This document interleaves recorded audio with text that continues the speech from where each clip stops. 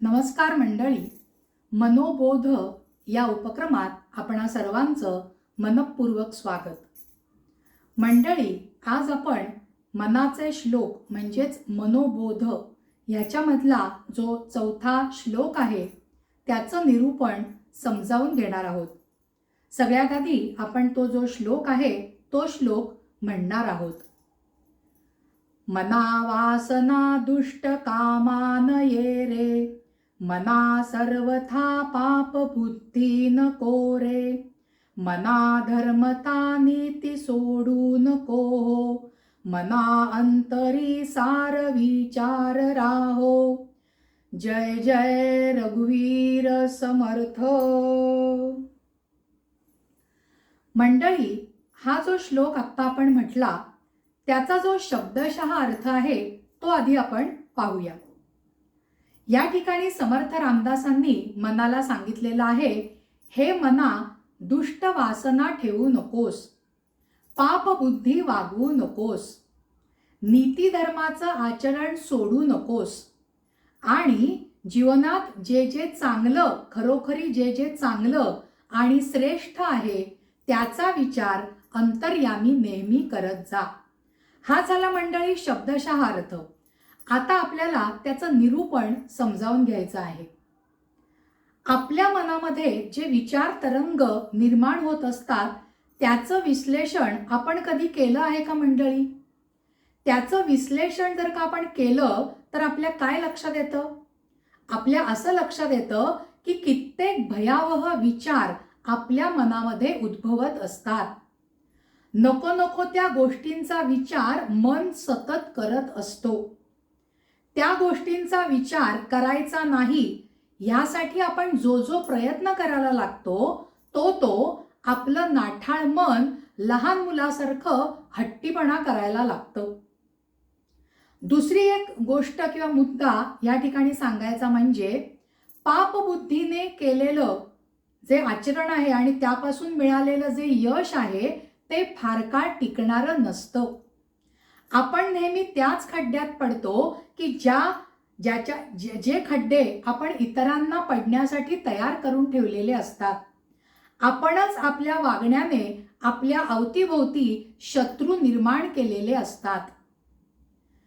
महाभारतामध्ये धृतराष्ट्राने कायम आपल्या मुलांना द्वेष आणि सत्ता स्पर्धा शिकवली.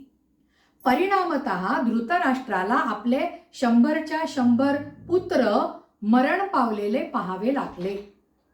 त्या उलट युधिष्ठिर मात्र धृतराष्ट्राशी अत्यंत प्रेमाने आणि आदराने वागला. परिणामतः युधिष्ठिर हा हस्तिनापुराचा सम्राट बनला. यासाठी समर्थांनी आपल्याला सांगितलेलं आहे की दुष्ट वासना आणि पाप बुद्धी यांचा आपण त्याग केला पाहिजे आणि नैतिक धर्माचरणाचा स्वीकार केला पाहिजे. आणि म्हणून त्यांनी पहिल्या 2 वाक्यांमध्ये काय सांगितलेलं आहे आपल्याला की दुष्ट वासना सोडून दे, पाप बुद्धी ठेवू नकोस. अजून एक मुद्दा या अनुषंगाने सांगता येईल आपल्याला मंडळी की माणूस दुसऱ्याच्या दुःखाने दुःखी झालेला आपण पुष्कळदा पाहतो की नाही? परंतु माणूस दुसऱ्याच्या सुखाने सुखी झालेला आहे असं सहसा घडत नाही हो. बघा बरं, समाजामध्ये नजर टाकली तर कळतं. दुसऱ्याचं चांगलं झालंय, दुसरा सुखी झालाय तर त्या गोष्टीने आपण सुखी होतोच असं नाही. अशी गोष्ट सहसा घडताना दिसत नाही. आणि ज्याचं बरं झालेलं आहे आणि आपलं बरं झालेलं नाही या विचारामुळे आपल्या मनामध्ये पाप निर्माण होतो. अहंकार आपला दुखावला जातो. ज्याचं बरं झालेलं आहे त्याची निंदा माणूस करायला लागतो. त्याचे 10 दोष 10 लोकांना सांगितल्याशिवाय माणसाला चैनच पडत नाही हो. बुद्धीमध्ये पाप तर येतच मंडळी, पण हे पांडित्य निंदेच्या रूपाने प्रगट होतं. आणि निंदा म्हणजे मत्सराचंच अपत्य आहे. यासाठीच आपल्या मनामध्ये दुष्ट वासना आणि पापबुद्धी यांना कोणताही थारा द्यायचा नाही असा निश्चय किंवा असं प्रयत्नपूर्वक वागणं आपलं असलं पाहिजे. हेच समर्थांना पहिल्या दोन ओळींमधनं आपल्यासाठी सुचवायचं आहे. हल्लीची जी दुनिया आहे किंवा हल्लीचा जो समाज आहे ना मंडळी, या समाजामध्ये विषय प्रवृत्तीच्या बाबतीत आपला हा जो समाज आहे तो समाज पाप पुण्याची कल्पना हेतुतः ढिलेपणाने वापरत आहे. अन्य राष्ट्रांच्या ज्या पाप पुण्याच्या आणि नीतीच्या कल्पना आहेत त्या आपल्या राष्ट्रामध्ये दृढ करू पाहत आहेत, रूढ करू पाहत आहेत. मग बॉयफ्रेंड असो, गर्लफ्रेंड असो, अपेय पान असो, अभक्ष भक्षण असो, या सर्व टोकाच्या गोष्टी विद्यार्थी वर्गामध्ये झपाट्याने पसरलेल्या जाताना आपल्याला दिसतात. पालक जे आहेत ते पालकच मनाने भारतीय असले तरी, ते जन्माने भारतीय असले तरी मनाने पाश्चिमात्य असतात हो. आणि त्याच्यामुळे आपल्याला अजून समाजामध्ये काय घडताना दिसतं आहे, बारबाला, त्याच्यानंतर रेव पार्टी, ह्या ज्या काही गोष्टी आहेत ह्या गोष्टी आपल्या देशामध्ये घडून येतात. ही खरं तर आपल्या देशाची शोकांतिका म्हणायला हवी. अजून एक या ठिकाणी मला नमूद करावंसं वाटतं की आपण ज्या धर्मात आणि ज्या संस्कृतीत वाढलो ना मंडळी, त्याच धर्माच्या आणि संस्कृतीत मधल्या ज्या पाप पुण्याच्या आणि नीतिमत्तेच्या कल्पना आहेत त्या आपण स्वीकारणं अत्यंत गरजेचं आहे. विधी निषेधाचे जे नियम आहेत ते आपल्या ऋषी मुनींनी दीर्घकाळ चिंतन करून ठरवलेले आहेत. आपल्या क्षणिक सुखाच्या मोहासाठी आपण म्हणजे माणूस वाटेल तसं वागू लागला, मनाला येईल तसं अतिशय बिनधास्त बेजबाबदारपणाचं वागायला लागला, तर जी समाजाची घडी आहे ती समाजाची घडी विस्कळीत होऊन जाईल. आणि म्हणूनच मनाला जर का वळण लावायचं असेल तर ते आपणच आपल्या मनाला वळण लावू शकतो. दुसरा कोणी येऊन त्यामध्ये कोणतीही कृती किंवा हस्तक्षेप करू शकत नाही. आधी विचार, मग निश्चय आणि नंतर क्रिया किंवा कृती असा तो क्रम असतो.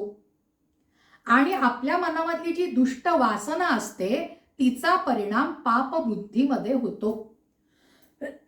त्याच्यामुळे काय घडतं, दुष्ट वासनेचा परिणाम पापबुद्धीमध्ये झाल्यानंतर आपल्या मनामध्ये जे वाईट विचार असतात त्या वाईट विचारांना खतपाणी घातलं जातं. प्रत्यक्ष कृतीला जेवढी बंधनं असतात ना मंडळी, तेवढी ती आपल्या विचारांना नसल्यामुळे सुरुवातीला वाईट विचारांचे धोके आपल्या लक्षात येत नाहीत. पण कालांतराने वाईट विचार दृढ होत जातात आणि तसंच आपल्याकडनं आचरण घडायला लागतं. माणूस अनीतीने वागायला लागतो जेव्हा त्याची पापबुद्धी बळावत जायला लागते, एकावर एक अवलंबून आहे. आणि म्हणूनच या ठिकाणी समर्थांनी सांगितलेलं आहे की मनाला आवरता येणं जर का शक्य नसेल तर शरीराला तरी आवरणं आपल्या हातात आहे, आपल्या स्वाधीन आहे. आणि म्हणून धर्म आणि नीती सोडू नकोस असा उपदेश समर्थ आपल्या मनाला करत आहेत. आपल्या मनामध्ये जे वाईट विकार किंवा वाईट वासना निर्माण होतात त्या थोपवणं हे फारसं आपल्या मनाच्या हातात नसलं तरी सुद्धा त्या कृती थोपवणं हे आपल्या शरीराच्या अधीन असतं, स्वाधीन असतं.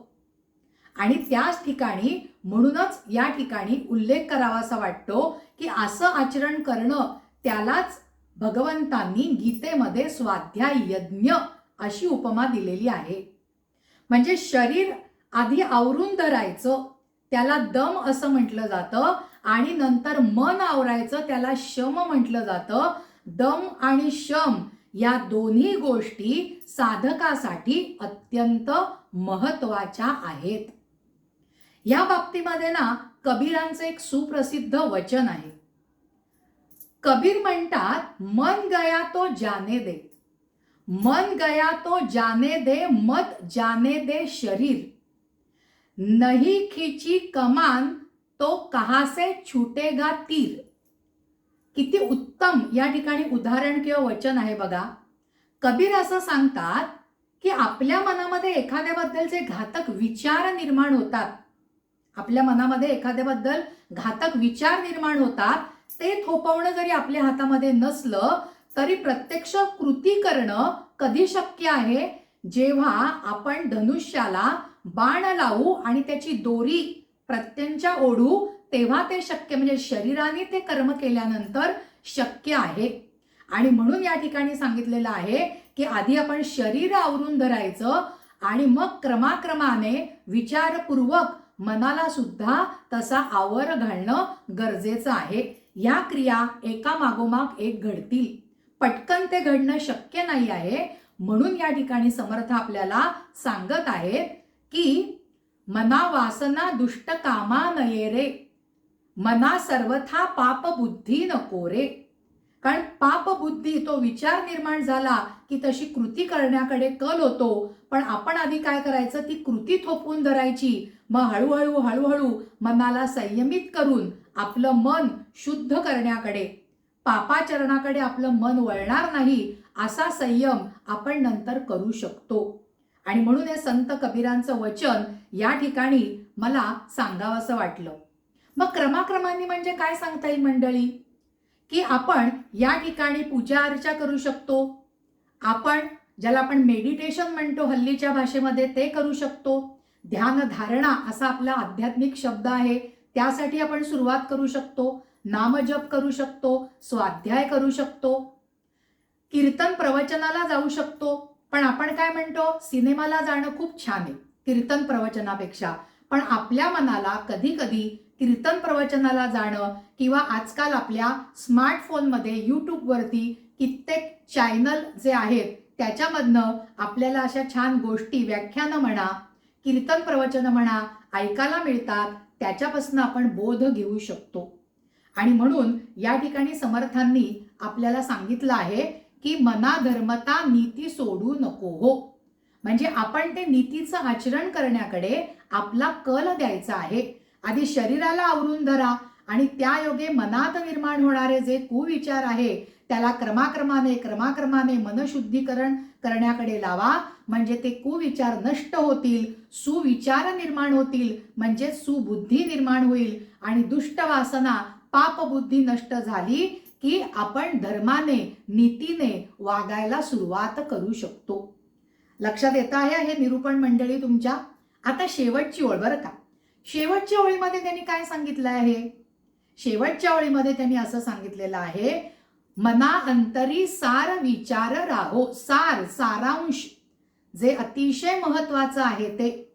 आणि मना अंतरी सार विचार राहो हे जे आहे हे कधी घडू शकतं माणसाच्या आयुष्यामध्ये, जेव्हा मनुष्य अतिशय कठोरपणे आपल्या विचार आणि कृतीचं आत्मपरीक्षण करू शकतो.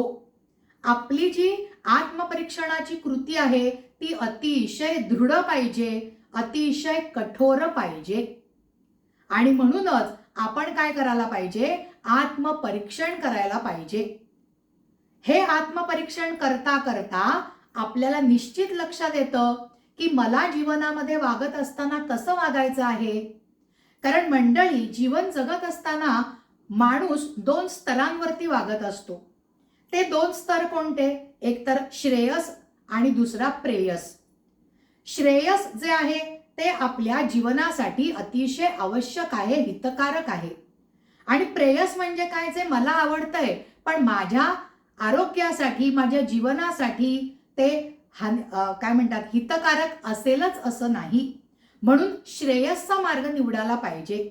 मग श्रेयस गोष्टींमध्ये काय काय अंतर्भूत होतं. श्रेयस गोष्टींमध्ये त्याग, तितिक्षा, ईश्वर भक्ती, त्याच्यानंतर स्वाध्याय, ध्यान धारणा, दुसऱ्यावर उपकार करणे, दुसऱ्याविषयी अतिशय परोपकाराची भावना ठेवणे, प्रेम, श्रद्धा, दया, शांती, या सगळ्या गोष्टी श्रेयस या गटामध्ये येतात, या स्तरामध्ये येतात. म्हणून शेवटी आपल्याला समर्थांनी सांगितलं आहे, मना अंतरी सार विचार राहो. म्हणजे या सगळ्या श्रेयस गोष्टींवरती आपण लक्ष केंद्रित केलं पाहिजे आणि त्याद्वारे आपले विचार आणि आपलं वर्तन हे सुदृढ आणि ज्याला आपण म्हणतो आपल्या जीवनासाठी आवश्यक आहे असं बनवलं पाहिजे. आणि म्हणून समर्थ आपल्याला पहिल्या ओळीमध्ये सांगतात, दुष्ट वासना, दुष्ट इच्छा ठेवूच नको. पापबुद्धी मनामध्ये अजिबात त्या गोष्टीला थारा द्यायचा नाही. मग कोणत्या गोष्टीला मनात थारा द्यायचा? तर धर्म आणि नीती या गोष्टींकडे, या आचाराकडे आपण आपलं लक्ष वळवायचं आणि सदोदित मनामध्ये कोणतं चिंतन करत राहायचं? सार विचार, उत्तम विचाराचं. कारण उत्तम विचार असेल तरच आपलं बोलणंही उत्तम असतं आणि आपली कृतीही उत्तम असते. आणि म्हणूनच या ठिकाणी 4थ्या श्लोकामध्ये आपल्याला समर्थांनी सांगितलेलं आहे, दुष्ट वासना नको, पापबुद्धी ठेवू नको, धर्माने आणि नीतीचं आचरण जे आहे ते सोडू नको आणि चांगल्या चांगल्या विचारांना तुझ्या अंतर्यामी काय कर? धरून ठेव. अर्थ कळला आहे मंडळी? हे निरूपण तुम्हाला समजलेलं आहे? आजच्या भागामध्ये प्रेक्षक हो, आपण मनोबोध याच्यामधला 4था जो श्लोक आहे त्याचा अर्थ आणि त्याचं निरूपण समजावून घेतलेलं आहे. तुम्हाला जर का हा भाग आवडला असेल तर ह्या भागाला लाईक करा, ह्या भागाला शेअर करा आणि अजून अश्विनी साठे या आपल्या चॅनलला तुम्ही सबस्क्राईब केलेलं नसेल तर लगेचच सबस्क्राईब करा. तुमची जी आप्त परिचित मंडळी असतील त्या मंडळींना सुद्धा आपल्या चॅनलची ह्या भागाची लिंक नक्की शेअर करा.